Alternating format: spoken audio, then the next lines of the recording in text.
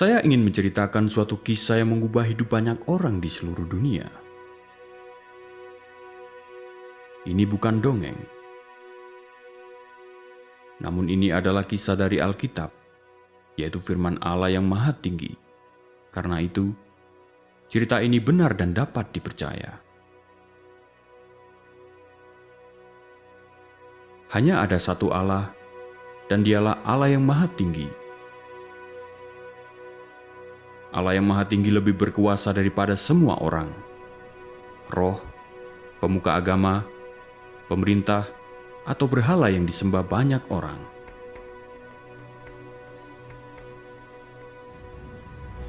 Ia sudah ada sejak semula, sebelum segala sesuatu ada. Ketika Allah menciptakan, Ia hanya berfirman, dan semuanya jadi. Ia menciptakan segala yang ada di bumi dan di surga. Ia menciptakan benda yang tak kasat mata, seperti para malaikat. Malaikat adalah roh yang indah, yang menyembah dan melayani Allah di surga. Allah juga menciptakan benda-benda yang dapat kita lihat, matahari, bulan, bintang-bintang, bumi, segala tumbuhan dan hewan.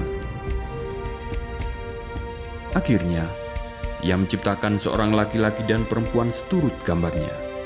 Ketika Allah menciptakan segala sesuatu, Ia berfirman, "Ini sungguh sangat baik."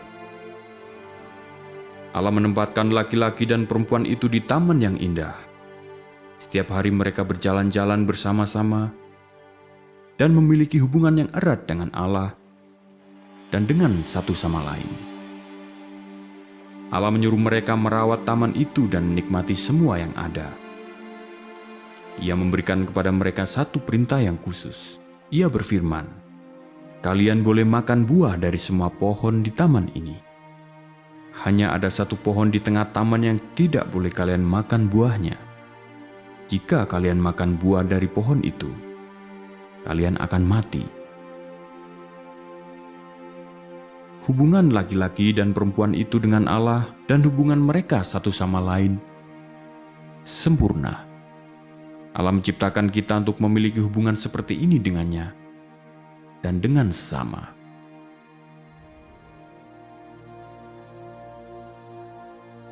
Laki-laki dan perempuan itu memiliki hubungan yang indah dengan Allah dan dengan satu sama lain. Tetapi, ingatkah Anda dengan para malaikat yang diciptakan oleh Allah? Salah satu malaikat itu menjadi sangat sombong. Ia ingin menjadi seperti Allah dan menyuruh malaikat-malaikat lain menyembah Dia, dan bukan Allah. Namun hanya ada satu Allah yang layak disembah.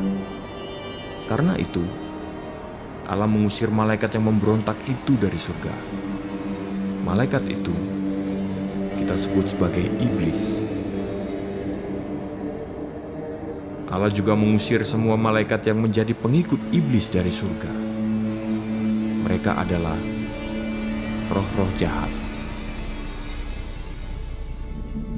Suatu hari, iblis menggoda perempuan itu untuk memakan buah dari pohon yang terlarang. Ia bertanya kepada perempuan itu, "Apakah Allah memang melarang kalian makan dari semua pohon di taman ini?" Perempuan itu berkata, "Tidak.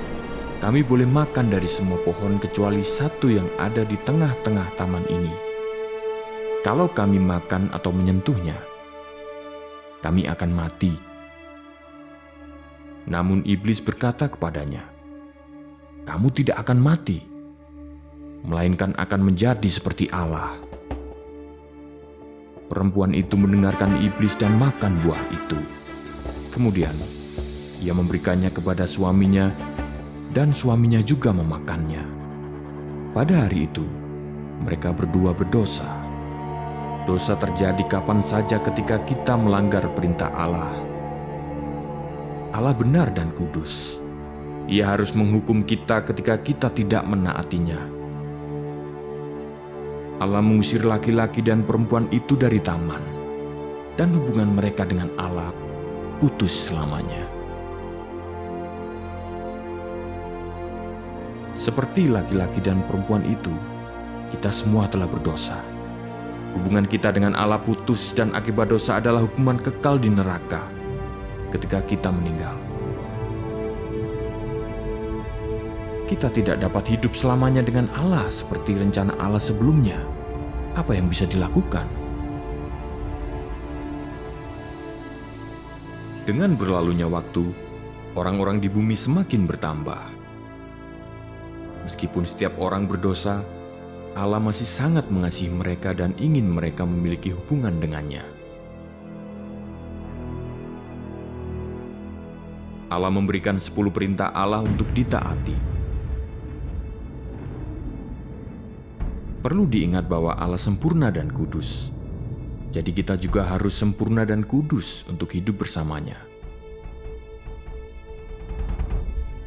10 perintah Allah mengajarkan cara yang benar untuk berhubungan dengan Allah dan sesama. Beberapa perintah tersebut adalah jangan menyembah ilah atau Allah lain, atau membuat berhala. Hormatilah orang tuamu. Jangan berbohong. Mencuri. Jangan menginginkan milik orang lain. Atau berzina. Namun, tak seorang pun mampu menaati semua perintah tersebut. Setiap kali mereka berdosa, Allah memberi mereka kesempatan untuk mengakui dosa-dosa mereka dan mempersembahkan kurban sebagai ganti bagi hukuman atas dosa mereka. Kurban itu adalah curahan darah hewan yang tak bercacat celah. Ketika mereka mempersembahkan kurban, mereka memohon kepada Allah untuk mengampuni mereka, dan hewan itu mati untuk menggantikan mereka. Hanya dengan curahan darah, dosa seseorang dapat diampuni. Namun, seiring berlalunya waktu, hati mereka tidak lagi menyesali dosa-dosa mereka. Malahan kurban mereka hanya menjadi ritual yang tak berarti. Allah berfirman, "Aku sudah muak dengan kurban kalian yang hampa." Dengan menaati peraturan dan mempersembahkan kurban, orang-orang menyadari bahwa mereka tidak mampu kembali kepada Allah dengan usaha mereka sendiri. Jadi, apa yang bisa dilakukan? Allah masih sangat mengasihi orang-orang di dunia ini. Karena itu, pada saat yang tepat, Allah mengutus Yesus untuk menunjukkan cara memperbaiki hubungan mereka dengan Allah. Siapakah Yesus? Yesus adalah anak tunggal Allah. Yesus adalah guru yang luar biasa. Orang-orang senang mendengarkannya karena ia mengajari mereka bagaimana kembali kepada Allah.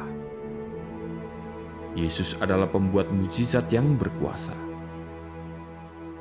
Suatu hari, banyak orang datang untuk mendengarkan Yesus mengajar sepanjang hari. Karena orang-orang kelaparan, Yesus mengambil 5 roti dan 2 ikan, memberkati mereka, dan mulai membagikannya kepada orang-orang. Pada hari itu, lebih dari 5.000 orang makan dan kenyang. Yesus berkuasa untuk memenuhi kebutuhan kita. Di saat yang lain, Yesus menyeberangi danau yang besar dengan perahu bersama para pengikutnya. Ketika Yesus tidur, ada badai yang besar. Para pengikut Yesus membangunkannya dan berkata, "Tuhan, kita hampir mati." Yesus berdiri dan berbicara kepada angin dan ombak. "Tenang, diamlah." Saat itu juga, angin dan hujan berhenti. Kuasa Yesus lebih besar dari alam. Ketika Yesus tiba di seberang, ia bertemu dengan orang yang kerasukan, yang tinggal di tengah-tengah kuburan. Ia dirasuki banyak roh jahat dan sangat berbahaya. Ketika Yesus melihat orang itu, ia juga sangat mengasihinya. Ia berbicara kepada roh-roh jahat itu dan berkata, "Keluar!" Saat itu juga, roh-roh jahat meninggalkannya dan dia menjadi orang yang waras. Kuasa Yesus lebih besar daripada roh-roh jahat. Suatu hari, salah seorang sahabat Yesus sakit dan meninggal. Beberapa hari kemudian, Yesus tiba di makam sahabatnya. Ketika ia melihat makam sahabatnya, Yesus mulai menangis. Yesus mendatangi pintu kubur dan berkata, "Sahabatku, keluarlah." Sahabatnya keluar dari kubur dan hidup. Kuasa Yesus bahkan lebih besar dari kematian. Yesus melakukan semua ini karena Ia mengasihi kita dan ingin kita semua kembali kepada Allah.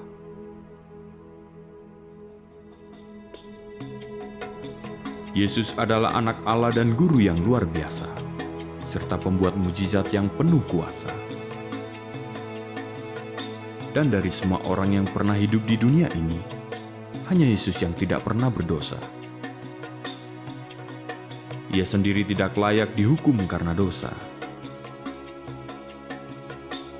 Begitu banyak orang yang mengasihi Yesus. Namun, beberapa pemimpin agama cemburu pada Yesus. Mereka menangkapnya, mengadilinya, dan memutuskan untuk membunuhnya. Mereka meletakkan Yesus pada sebuah salib yang besar. Mereka memaku tangan dan kakinya ke atas salib. Pada saat ia tergantung di salib, darah Yesus yang berharga menetes ke tanah. Ia berseru, "Sudah selesai." Yesus menjadi kurban yang sempurna dan yang akhir. Allah mengasihi kita dan mengizinkan Yesus mati di salib menggantikan kita. Yesus menanggung hukuman atas semua dosa kita. Hanya melalui curahan darah, dosa kita dapat diampuni. Seseorang harus membayar dosa kita. Sesudah Yesus mati hari itu, sahabat-sahabatnya mengambil jenazahnya dan menaruhnya di dalam kubur yang terkunci. Namun, ceritanya belum berakhir. Pada hari yang ketiga, Yesus bangkit dari kematian dan selama berhari-hari menunjukkan kepada banyak orang bahwa Ia hidup kembali. Ia membuktikan bahwa dirinya adalah anak Allah. Kemudian, Ia kembali kepada Bapanya di surga. Yesus menggantikan hukuman kita dan sekarang menyediakan jalan bagi kita untuk kembali kepada Allah. Hanya Dia yang dapat menunjukkan jalan kembali kepada Allah.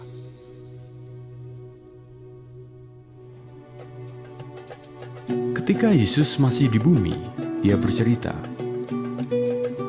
Seorang pemuda berkata kepada ayahnya, "Berikanlah kepadaku bagian warisanku."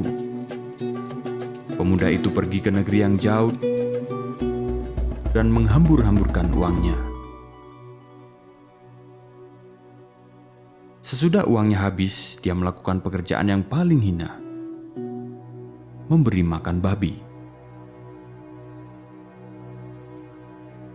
Suatu hari, dia sadar. Ia berpikir, semua pegawai ayahku mendapat cukup makanan, tapi di sini aku sangat kelaparan. Aku akan pulang kembali kepada ayahku dan berkata kepadanya, "Ayah, aku telah berdosa terhadap surga dan terhadap engkau. Aku tidak layak lagi untuk disebut sebagai anakmu. Tolong jadikan aku sebagai salah seorang pegawaimu." Jadi dia bangkit dan pergi kepada ayahnya. Namun ketika ia masih jauh, ayahnya melihat dia dan dipenuhi oleh belas kasihan kepadanya. ia berlari kepada anaknya, memeluk dan menciumnya. Anak itu berkata kepada ayahnya, "Ayah, aku telah berdosa terhadap surga dan kepada ayah. Aku tidak layak lagi untuk menjadi anakmu."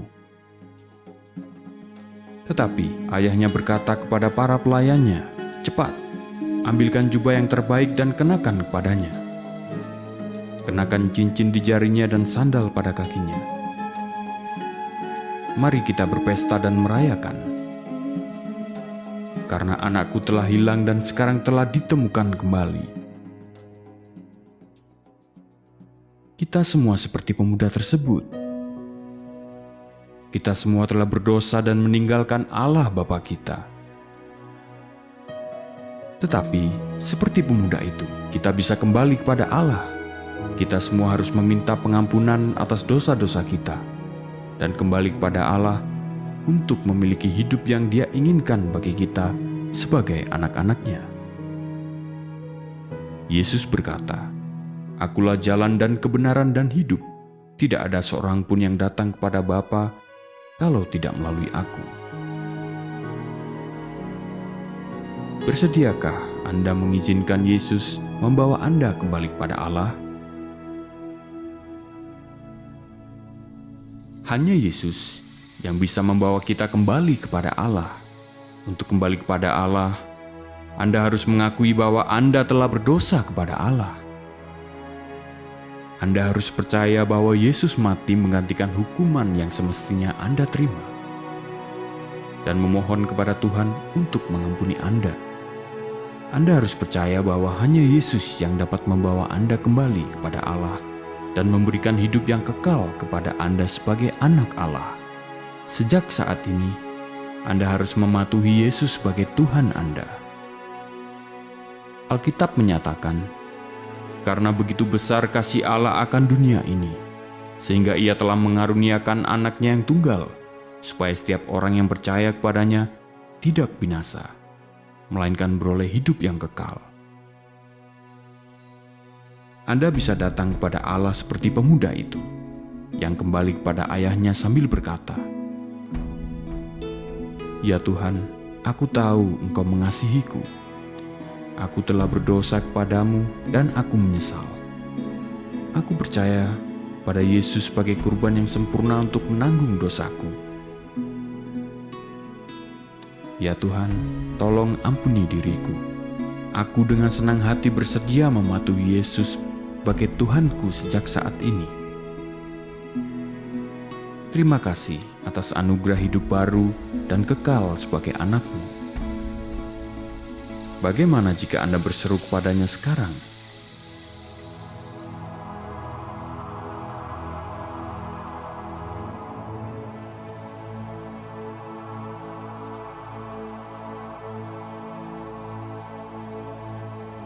Jika Anda sudah bersungguh hati berdoa kepada Tuhan, Anda sekarang menjadi anak Allah untuk selamanya.